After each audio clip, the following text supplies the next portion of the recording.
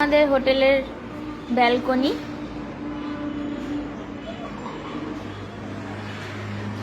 আমাদের নিচে একটা রুম রয়েছে আর ওপরে আরেকটা রুম নিয়েছি, কারণ ওপরে একটা রুম নেওয়ার কারণ হচ্ছে ওপরের ইয়েটা খুব সুন্দর, সামনে এরকম একটা জায়গা রয়েছে।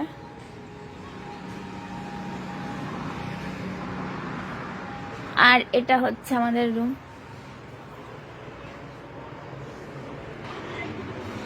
আমাদের রুম থেকেও একটা ব্যালকনি রয়েছে, ওটাও খুব সুন্দর।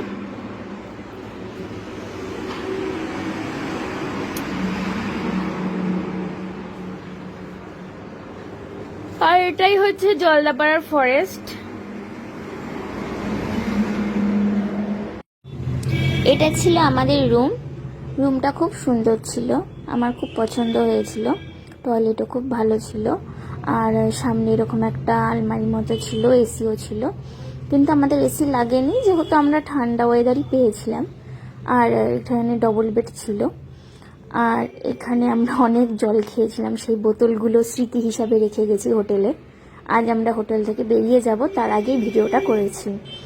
আর এই যে পুরো যে পর্দা লাগানো, পুরোটাই কিন্তু কাঁচ দিয়ে ঘেরা ছিল। আর এই ওপরের সিলিংটাও ছিল খুব সুন্দর। সামনে ছিল একটি ব্যালকনি, আর ব্যালকনি থাকার জন্যই আমি এই ঘরটা চুজ করেছিলাম। প্রথমে আমি এই হলিডে হোমস্টের ফটোগুলো দেখেছিলাম, তাতে সেই ফটোতেই আমার এই ঘরটা খুব পছন্দ হয়েছিল, এবং ফটো দেখে আমরা দুটো ঘর চুজ করেছিলাম। এই যে এই হচ্ছে একটা ব্যালকনি, খুব সুন্দর।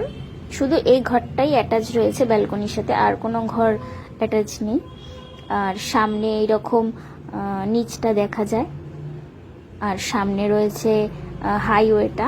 যে এটাই হচ্ছে জলদাপাড়ার অভয়ারণ্য, পুরোটাই দেখা যায়, মাঝে মধ্যে হাতিও চলে আসে। খুব সুন্দর ছিল ভিউটা। আর এটা হচ্ছে হলং আরেকটা রুম, আরেকটা হচ্ছে আমাদের কালজনি রুমটা আমাদের ছিল। এটা হচ্ছে সেকেন্ড রুম, আমরা আরেকটা রুম নিয়েছিলাম। এটাও খুব সুন্দর ছিল, এসি ছিল। হোটেলে যারা কাজ করে, রুম ক্লিন করে, বা হোটেলের যে মালিক, তাদের ব্যবহারও খুব ভালো, তাদের সাথে মিলেও আমাদের খুব ভালো লেগেছে।